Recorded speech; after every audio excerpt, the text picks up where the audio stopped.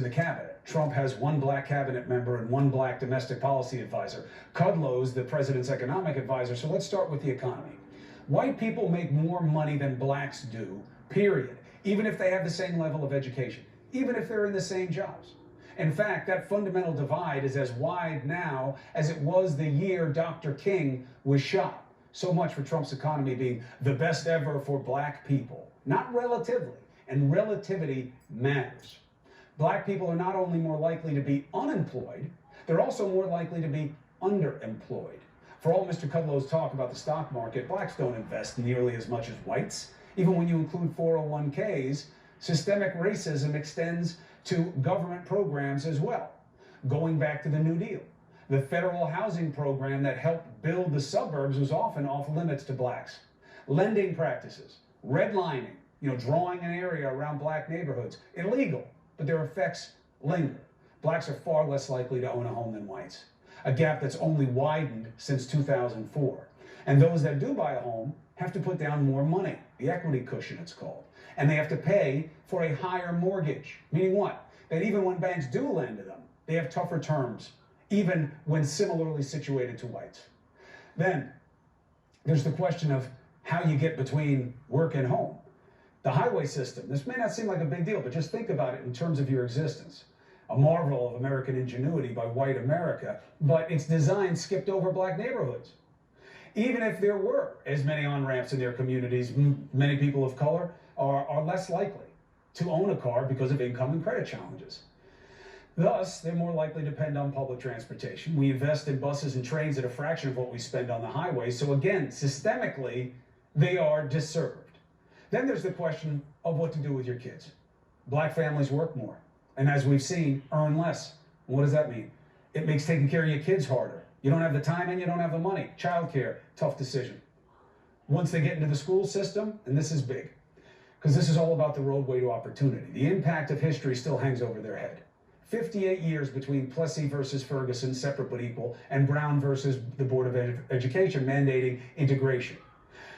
That period wound up influencing how our school system works more arguably than the 62 years since the Little Rock Nine. And here's the proof for that suggestion. Districts with mostly students of color get $23 billion less in funding than white school districts, despite serving about the same number of kids.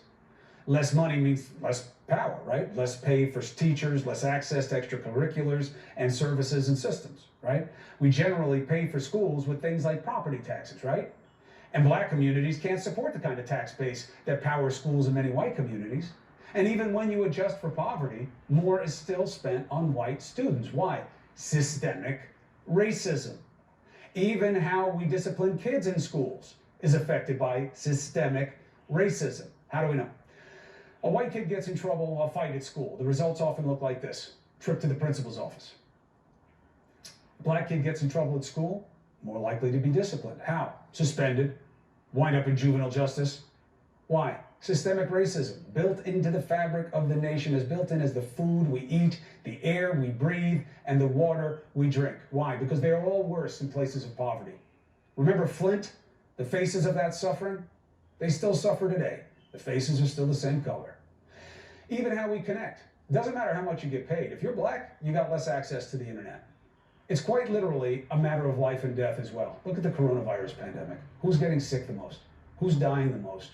Who are the largest percentage of essential workers working in the midst of this risk in our healthcare system? Minorities. And they're less likely to have insurance. They're less likely to have access to good care. They have more premature births. They have shorter life expectancy. They check more of the boxes of chronic conditions. The American Academy of Pediatrics last year identified the root cause of health problems over a lifetime is racism. Not race itself, the disparities caused by racism. Finally, the black community's ability to change these disparities should be through our democracy. But their voting rights are compromised.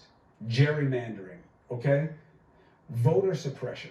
This is what Trump should be talking about, but he doesn't. Not mysterious illegals, but real legalities, like we arguably just saw in Atlanta. And then, yes, there is policing.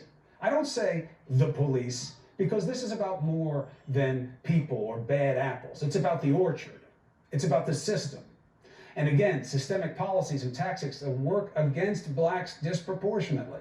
Cops are more likely to pull over black drivers even when you adjust for daytime and nighttime stops that may make it hard to tell who's driving.